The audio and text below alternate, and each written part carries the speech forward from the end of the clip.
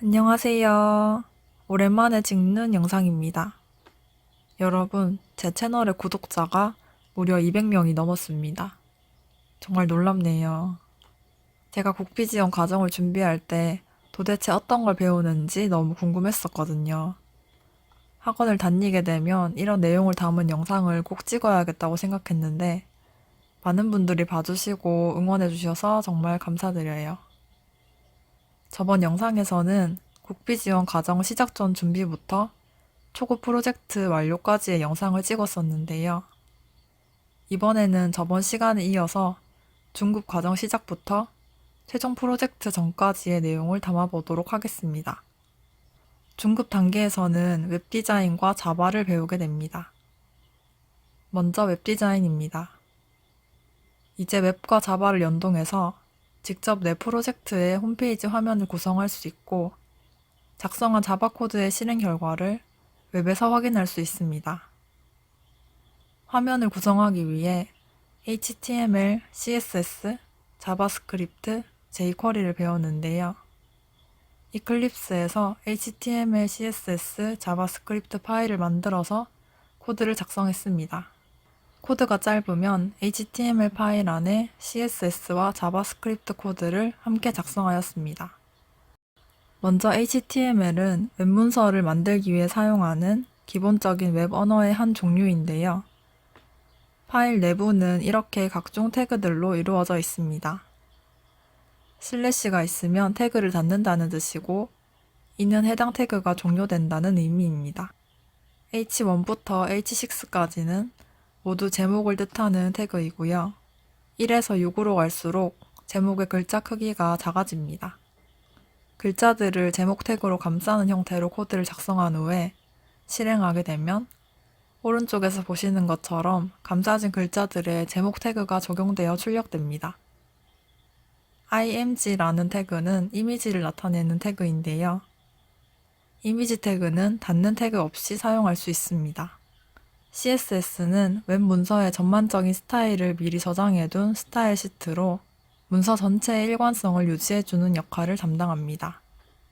예를 들면 아까 작성했던 태그에서 스타일 태그를 추가한 뒤 스타일을 적용할 요소를 H2로 지정하고 글자 색상을 빨간색으로 나타내도록 코드를 작성한 후 실행합니다.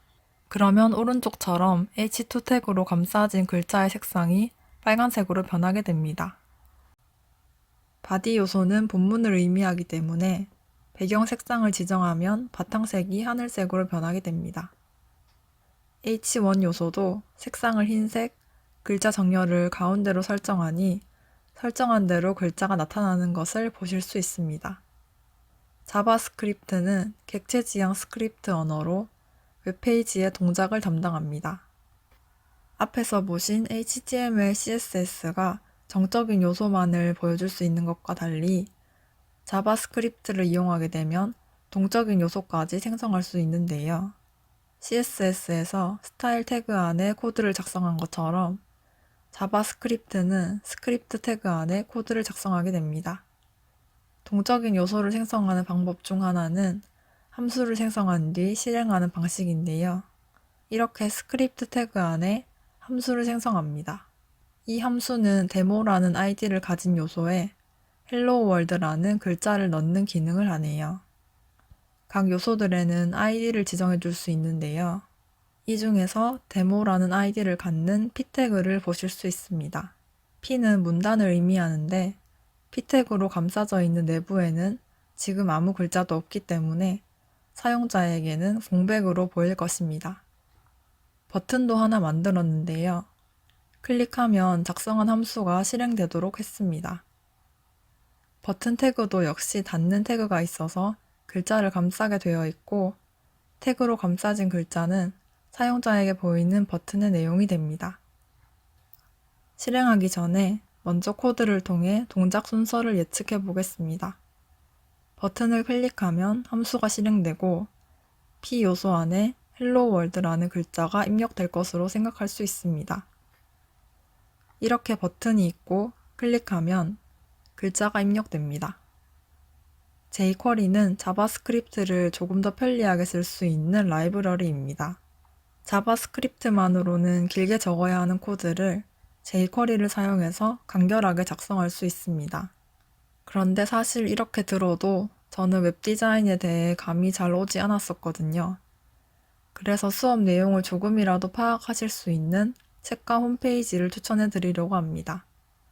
제가 국비 지원을 시작하기 전에도 봤었고, 또 주변에서 입문용 책으로 가장 많이 추천해 준 책이 생활 코딩 책인데요. 설명도 쉽게 되어 있어서 입문용으로는 아주 좋았습니다. 혹시 책을 사지 않고 인터넷으로만 가볍게 보고 싶다 하시는 분들께는 W3School이라는 홈페이지를 추천해 드리는데요. 굉장히 유명한 곳이고 사실 이곳만 보셔도 국비 지원 과정 단계에서 배우는 대부분의 내용들을 아실 수 있습니다. 또한 초보자도 쉽게 따라할 수 있도록 모든 예시에 실습할 수 있는 환경을 제공해 주어서 따로 코드를 작성할 프로그램을 설치하지 않더라도 바로 코드를 적고 실행해서 결과를 확인할 수 있습니다. 한국어도 지원하기 때문에 영어가 익숙하지 않으신 분들도 충분히 보실 수 있습니다. 웹디자인에 대해 궁금하신 분들은 꼭 이 홈페이지를 한번 보시길 바래요.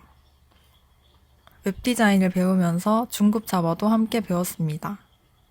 중급 자바에서는 파일 업로드, 채팅 구현, 회원가입, 로그인과 같은 추가적인 기능들을 구현하게 되었습니다. 그 안에서 사용하는 쿠키, 세션, 웹소켓 개념들은 대부분 처음 접하는 것들이었지만 내가 채팅과 로그인 같은 기능들을 직접 구현할 수 있다는 사실이 신기해서 재밌게 공부했었습니다. 특히 초급과 중급 과정에서 배웠던 지식들을 활용해 본다는 느낌이 들어서 더 좋았습니다. 또한 중급에서는 서블릿과 JSP를 배우면서 더 체계적인 구조를 만들 수 있었고, 초급 때 드라이버 로딩 과정에서 사용했던 JDBC 대신 아이바티스를 사용하게 되었습니다. 아이바티스는 데이터베이스를 연동하기 위해 드라이버 로딩을 한다는 목적은 JDBC와 같고, 단지 코드의 작성 방법이 다를 뿐입니다. 잘 사용한다면 복잡한 드라이버 로딩을 줄일 수 있도록 간단하게 코드를 작성할 수 있습니다. 초급 프로젝트에서는 이클립스의 콘솔 창에 결과를 출력해 보았는데요. 중급에서는 웹 애플리케이션 서버인 톰캣을 구동해 웹과 연결했고, 제가 직접 만든 화면에 작성한 코드가 실행되는 것을 볼 수 있었습니다. 정리하자면 웹으로는 사용자에게 화면을 보여주고, 자바로는 화면을 통해 사용자가 요청하는 기능을 구현하고, 데이터베이스를 활용해 정보를 관리하게 되어 웹과 자바, 데이터베이스를 모두 연동하는 구조를 갖추었습니다. 중급 프로젝트는 약 2주 반 동안 진행되었고, 주제는 매장 관리 프로그램, 커뮤니티, 구인 구직 사이트 등이 있었습니다. 아까 초급 때 구상해 놓았던 나만의 프로젝트를 내가 직접 만들어 볼 수 있습니다. 숙제는 보통 그날 배운 수업의 기능을 복습하는 걸 내주실 때가 많은데요. 이럴 때 각 기능들을 모두 다른 페이지에 만들기보다는 각 기능들이 서로 연계될 수 있도록 만들어 보는 것이 기억에 더 잘 남았습니다. 그래서 학원에서 각 기능들의 기본을 배웠다면 그 기능들을 나의 개인 프로젝트에 녹여서 적용해 보는 것을 추천해 드립니다. 파일 업로드, 로그인, 회원가입 같은 기능들은 어느 시스템에나 대부분 사용하니까 적용을 해볼 수 있을 거예요. 사실 저는 진도 따라가기도 바빠서 개인 프로젝트는 그냥 묻어두고 살았는데요. 여러분들은 시간이 되신다면 꼭 적용해 보셨으면 좋겠습니다. 혹시 페이지 작성이 너무 어려우면 부트스트랩을 사용하시면 됩니다. 직접 코드를 작성해 만들기 어려운 화면들도 부트스트랩이 제공해주는 코드를 활용해 바로 사용하실 수 있어요. 부트스트랩에서는 홈페이지의 기본 템플릿들도 제공해주기 때문에 쉽게 화면을 구성할 수 있습니다. 자바 풀스택 과정은 웹디자인 중점 과정이 아니기 때문에 우선 자바로 기능을 구현하는 데에 초점을 맞추고 디자인은 나중에 보완하시는 것을 추천해 드립니다. 중급 때 드라이버 로딩 과정에서 아이바티스를 사용하던 것 대신 마이바티스를 사용하게 됩니다. 역시 데이터베이스를 연동하기 위한 드라이버 로딩을 한다는 목적은 같지만 코드의 작성 방법이 다를 뿐입니다. 이제 기본적인 코드 작성은 어느 정도 할 줄 알기 때문에 고급 과정에서는 프로젝트의 전체 구조를 설계하는 방식을 배웠습니다. 전체 구조를 효율적으로 그리고 안전하게 만들기 위한 과정들이었습니다. 이와 관련해서 솔리드 원칙이라는 것을 아시면 좋은데요. 이 개념은 객체지향 설계의 5대 원칙으로 면접에서도 자주 물어보는 개념이라고 하셨습니다. 고급 과정에서 배운 것들을 모두 설명드리기에는 너무 많기 때문에 몇 가지만 말씀드리도록 할게요. 디자인 패턴 중 프론트 컨트롤러 패턴을 배웠습니다. 코드 작성 시 중복되는 코드들이 있다면 프론트 컨트롤러를 만들고 프론트 컨트롤러에서 해당 코드를 실행해 백엔드 컨트롤러의 중복 코드를 제거했습니다. 타일즈 프레임워크를 사용해 보았는데요. 네이버나 다음 카페 같은 곳을 보시면 메뉴를 클릭하면 본문 부분만 변경되고 카페 상단이나 메뉴 부분들은 변하지 않잖아요. 변하지 않는 헤더나 메뉴 부분들을 작성해두고 본문 부분만 변경될 수 있도록 하는 프레임워크입니다. 관리자 메뉴는 관리자만 사용할 수 있도록 접근 권한을 설정해 보았고 폼 입력 시 입력값이 제대로 된 값인지를 검증하는 유효성 검증도 체크해 보았습니다.